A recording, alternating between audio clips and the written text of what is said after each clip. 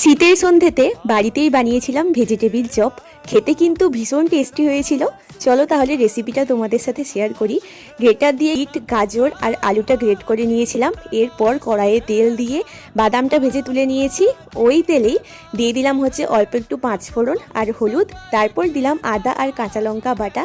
তারপরেই দিয়ে দিলাম গ্রেট করে রাখা বিট আর গাজরটা। অল্প একটু লবণ দিয়ে এটা কুক করে নেব। আর এদিকে আমি কয়েকটা গরম মশলা নিয়ে নিয়েছি। এটাও আমি অল্প একটু লবণ দিয়ে শুকনো কড়াই হালকা ভেজে এটার একটা মশলা বানিয়ে নেব। এদিকে তো আমার অলমোস্ট বিট আর গাজরটা হয়ে গেছে। এর মধ্যে দিয়ে দিলাম গ্রেট করে রাখা আলু সেদ্ধটা। তারপর যে মশলাটা বানিয়েছিলাম সেটা দিয়ে ওর ওপরেই দিয়ে দিলাম ভেজে রাখা বাদাম, একটু বেশি করে ধনেপাতা কুচি।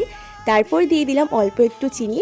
এরপর এটা ভেজিটেবিলের শেপে তৈরি করে ব্রেড ক্রামসে ভালো করে কোটিং করে লাল লাল করে ভেজে তুলে নামিয়ে নিলেই ready tasty tasty vegetable chop.